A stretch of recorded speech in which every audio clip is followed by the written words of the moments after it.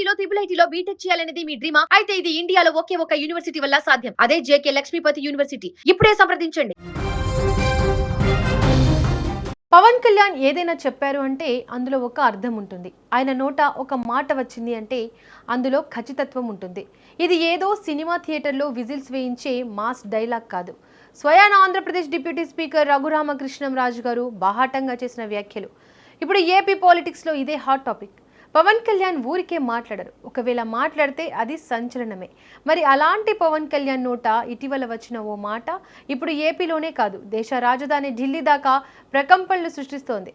తాను హోంమంత్రి అయితే క్రిమినల్స్ తాట తీస్తానంటూ పవన్ చేసిన వ్యాఖ్యల వెనుక ఉన్న అసలు అర్థమేంటి? డిప్యూటీ స్పీకర్ రఘురామకృష్ణంరాజు ఇచ్చిన ఆ హింట్కి సంకేతం ఏంటి? అసలు మ్యాటర్లోకి వెళ్తే గత కొన్ని రోజులుగా ఆంధ్రప్రదేశ్లో లా అండ్ ఆర్డర్ అంశంపై డిప్యూటీ సీఎం పవన్ కళ్యాణ్ అత్యంత సీరియస్గా ఉన్నారు. నేరగాళ్లు ఆడబిడ్డలపై అఘాయిత్యాలకు పాల్పడే మృగాళ్ల విషయంలో పోలీసులు కఠినంగా వ్యవహరించాల్సిందేనని ఆయన స్పష్టం చేశారు. ఈ క్రమంలోనే పవన్ కళ్యాణ్ ఒక సంచలన వ్యాఖ్య చేశారు. నేను కేవలం పంచాయతీరాజ్ అడవుల శాఖ మంత్రిని మాత్రమే కాదు, ఒకవేళ నేనే గనుక హోంమంత్రిని అయ్యి ఉంటే క్రిమినల్స్ తాట తీసేవాడిని. శాంతి భద్రతలకు విఘాతం కలిగిస్తే పరిణామాలు ఎంత తీవ్రంగా ఉంటాయో చూపించేవాడిని అంటూ పవన్ నిప్పులు చెరిగారు. ఎందుకంటే నేను ఇన్స్టిట్యూషన్ని బలోపేతం చేయడానికి ఉన్నాను, బలహీనపరచడానికి లేను. అంతేగాని ఒక ఎమ్మెల్సీ వాళ్ళ డ్రైవర్ని చంపేస్తే వెళ్ళి అతనిలాగా వెళ్ళి జైలుకి వెళ్ళి చాలా బాగా చంపేసామని నేను చప్పట్లు కొట్టే వ్యక్తిని కాదు, నేను తాడు తీసి కూర్చోబెట్టే వ్యక్తిని. అంటే ఇవన్నీ నేను అలాంటి నాయకత్వం. అలాగే చిన్నపిల్లడు తెలిసి తెలియని వయసులో ఒక 23 మర్డర్లు ఒక 23 నేరాలు చేశాడు చిన్నపిల్లవాడు. కూర్చోబెట్టి ఏదో పాపం చిన్న ఆ పసి వయసులో బీరు బాటిల్ తీసి మెడకోసేసాడు.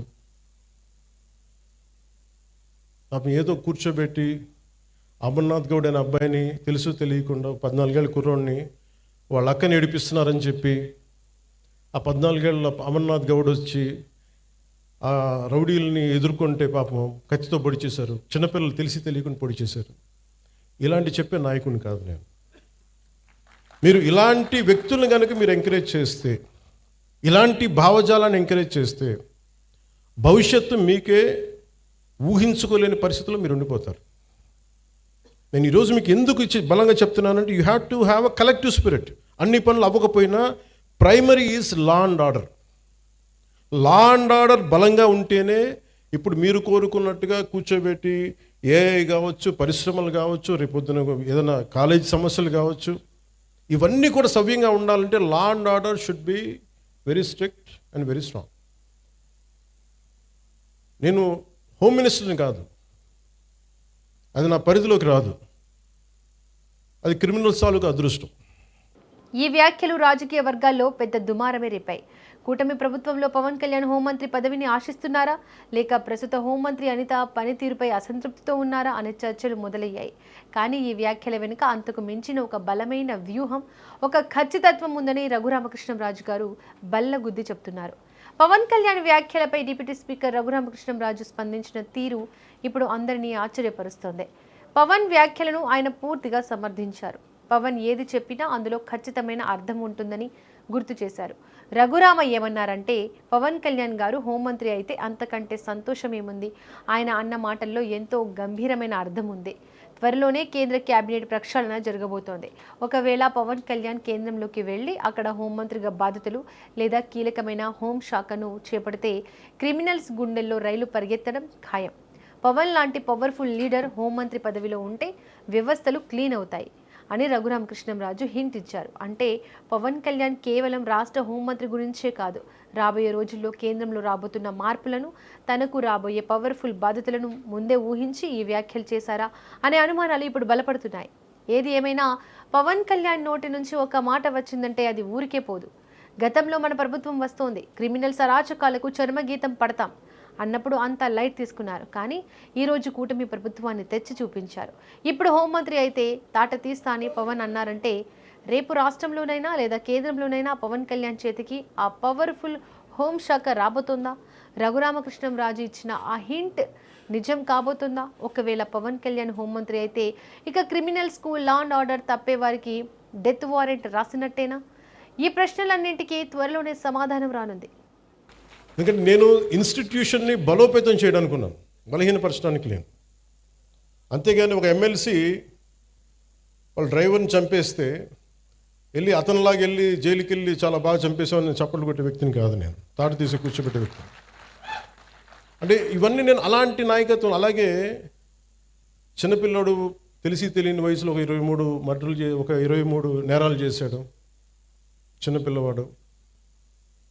కూర్చోబెట్టి ఏదో పాపం చిన్న ఆ పసి వయసులో బీరు బాటిల్ తీసి మెడ కోసేసాడు. పాపం ఏదో కూర్చోబెట్టి అమర్నాథ్ గౌడ్ అనే అబ్బాయిని తెలుసు తెలియకుండా 14 ఏళ్ళ కుర్రోడిని వాళ్ళ అక్కని ఏడిపిస్తున్నారని చెప్పి ఆ 14 ఏళ్ళ అమర్నాథ్ గౌడ్ వచ్చి ఆ రౌడీలని ఎదుర్కొంటే పాపం కత్తితో పొడి చేశారు. చిన్నపిల్లలు తెలిసి తెలియకుండా పొడి చేశారు. ఇలాంటి చెప్పే నాయకుడిని కాదు నేను.